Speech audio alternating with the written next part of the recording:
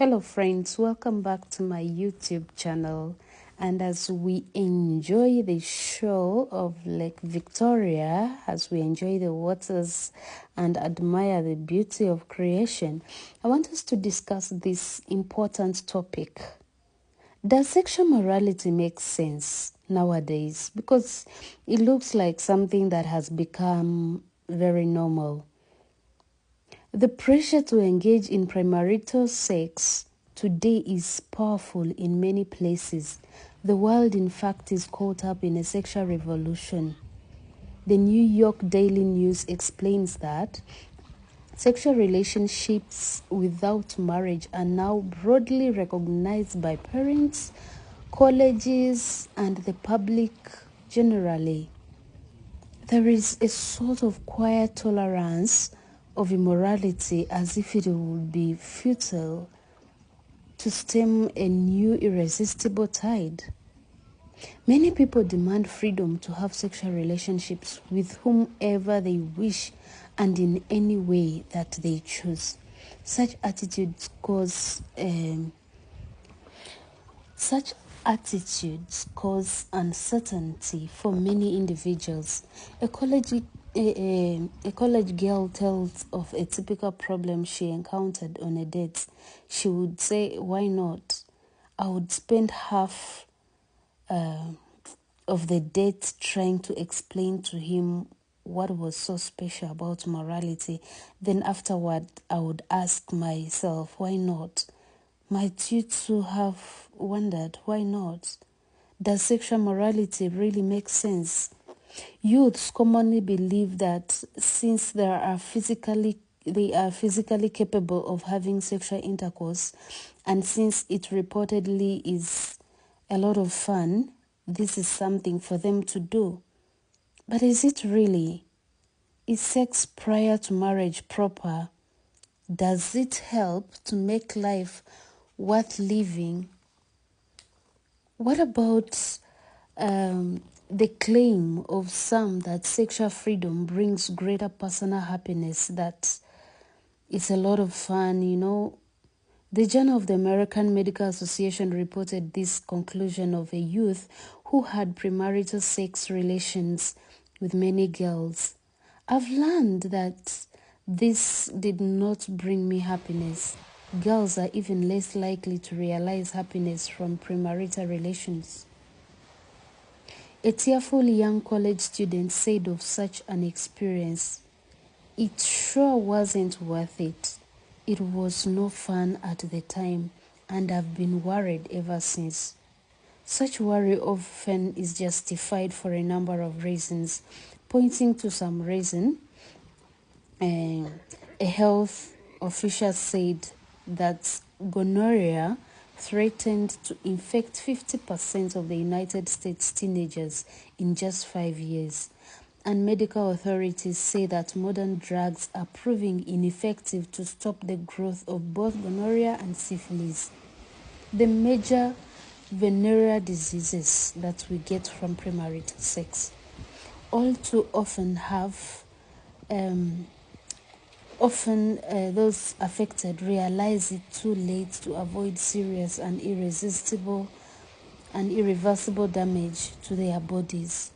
Does it make sense to risk the chance of suffering permanent damage, perhaps even blindness or sterility, as a result of immorality? Also, there exists the strong possibility of becoming pregnant. Millions of unmarried girls do. Many of these go through the dangers and emotional strains of abortions.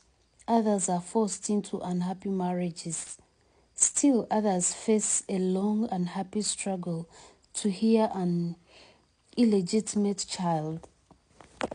So, is it easy to see that although contraceptives are becoming more easily available to teenagers, they don't give a guaranteed freedom from pregnancy? Really, there is nothing new or modern about sexual looseness. It has been around for a long, long time. The people of Sodom and Gomorrah practiced it nearly 2,000 years before the birth of Christ. If you read the history of the old Roman Empire, you'll see that it was notable for sexual looseness of all kinds carried on today. In fact, its fall came largely because of moral decay. Surely it is a wise thing to heed to Bible's command to flee from fornication. We find that in 1 Corinthians chapter 6, verse 18. But then I want us to ask ourselves, is morality a sign of weakness? However, you may be challenged to commit fornication, and if you refuse, others may accuse you of being weak. In some places, fornication has become an accepted practice.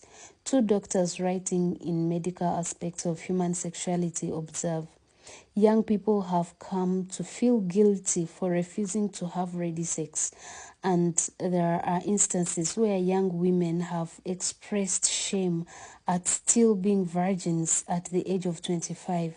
Is it a sign of weakness to refuse to enter sexual relationships before marriage?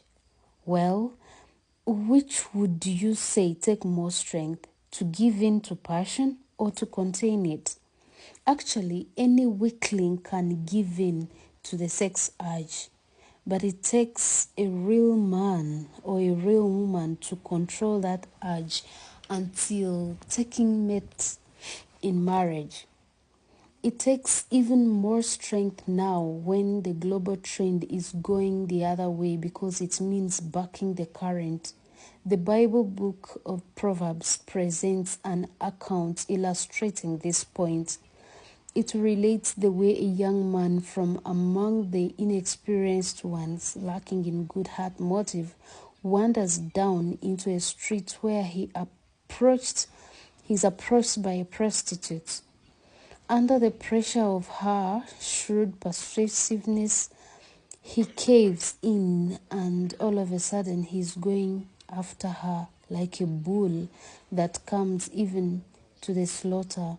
And just as if fettered or shackled for the disciple of a foolish man. That is in Proverbs chapter 7, verse 6 to 23. He did not have the moral strength to resist. But earlier in this publication, we read about the attractive young maiden Shunem, who resisted all the enticements that a wealthy King Solomon could offer, preferring to remain true to the young shepherd she hoped to marry.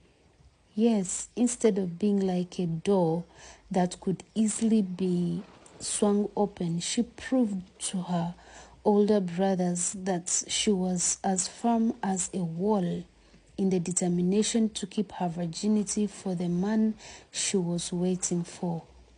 We get that in the Song of Solomon, chapter 8, verse 8 to 10.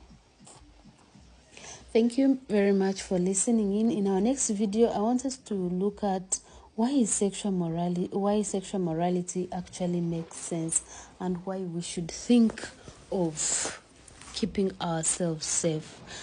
Make sure you subscribe if you haven't done so, and share this video to the young people. Please, let's keep our bodies safe and respect ourselves. I hope you enjoyed the waters of Lake Victoria and the calmness, the cool weather here. It was really wonderful. I enjoyed it, and I hope to take you back tomorrow in our next video.